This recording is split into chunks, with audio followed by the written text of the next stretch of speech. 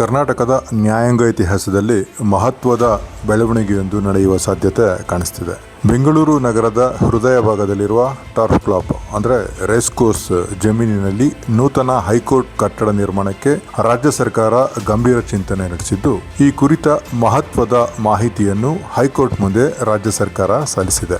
ಹೌದು, ಹೊಸ ಹೈಕೋರ್ಟ್ ಕಟ್ಟಡ ನಿರ್ಮಾಣಕ್ಕೆ ಟರ್ಫ್ ಕ್ಲಬ್ ಜಮೀನನ್ನು ಮುಂದಿನ ಒಂದು ವಾರದೊಳಗೆ ಮಂಜೂರು ಮಾಡುವ ಯೋಜನೆ ಇದೆ ಎಂದು ರಾಜ್ಯ ಸರ್ಕಾರದ ಪರ ಅಡ್ವೊಕೇಟ್ ಜನರಲ್ ಕೆ ಶಶಿಕಿರಣ ಶೆಟ್ಟಿ ಹೈಕೋರ್ಟ್ಗೆ ತಿಳಿಸಿದ್ದಾರೆ. ಈ ವಿಚಾರವು ಸಾರ್ವಜನಿಕ ಹಿತಾಸಕ್ತಿ ಅರ್ಜಿಯ ವಿಚಾರಣೆ ವೇಳೆ ಬೆಳಕಿಗೆ ಬಂದಿದೆ.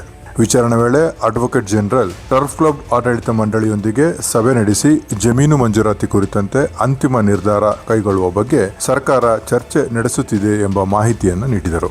ಇದಕ್ಕೆ ಪ್ರತಿಕ್ರಿಯಿಸಿದ ಹೈಕೋರ್ಟ್ ನ್ಯಾಯಪೀಠ, ಹೊಸ ಕಟ್ಟಡ ಕೇವಲ ಇಂದಿನ ಅಗತ್ಯಗಳಿಗೆ ಮಾತ್ರವಲ್ಲ, ಮುಂದಿನ 30ರಿಂದ 50 ವರ್ಷಗಳ ನ್ಯಾಯಾಂಗದ ವ್ಯವಸ್ಥೆಗಳನ್ನು ಅಥವಾ ಅವಶ್ಯಕತೆಗಳನ್ನು ಪೂರೈಸುವಂತೆ ನಿರ್ಮಾಣವಾಗಬೇಕು ಎಂಬ ಆಶಯವನ್ನು ವ್ಯಕ್ತಪಡಿಸಿತು. ಇದರ ಜೊತೆ ಕಟ್ಟಡ ನಿರ್ಮಾಣಕ್ಕೆ ಸಂಬಂಧಿಸಿದ ಸ್ಥಳಾವಕಾಶ, ಭವಿಷ್ಯದ ವಿಸ್ತರಣೆ ಹಾಗೂ FAR ಸೇರಿದಂತೆ ವಿವಿಧ ಕಾನೂನು ಮತ್ತು ತಾಂತ್ರಿಕ ಅಂಶಗಳ ಪರಿಶೀಲನೆಯು ನಡೆಯುತ್ತಿದೆ ಎಂದು ಸರ್ಕಾರ ತಿಳಿಸಿದೆ. ಇನ್ನಷ್ಟು ವಿವರಗಳನ್ನು ಸಲ್ಲಿಸಲು 1 ವಾರದಿಂದ 10 ದಿನಗಳ ಕಾಲಾವಕಾಶ ನೀಡುವಂತೆ ಸರ್ಕಾರ ಮನವಿ ಮಾಡಿದ್ದು, ಪ್ರಕರಣದ ಮುಂದಿನ ವಿಚಾರಣೆಯನ್ನು ಹೈಕೋರ್ಟ್ ಜುಲೈ 13ಕ್ಕೆ ಮುಂದೂಡಿದೆ. ಇಂತಹ ಇನ್ನಷ್ಟು ಮಹತ್ವದ ಸುದ್ದಿಗಳಿಗಾಗಿ ನಮ್ಮ ಚಾನೆಲ್ ಅನ್ನು ಸಬ್ಸ್ಕ್ರೈಬ್ ಮಾಡಿ, ವಿಡಿಯೋಗೆ ಲೈಕ್ ಮಾಡಿ ಮತ್ತು ನಿಮ್ಮ ಅಭಿಪ್ರಾಯವನ್ನು ಕಮೆಂಟ್ ಮೂಲಕ ತಿಳಿಸಿ. ವಂದನೆಗಳು.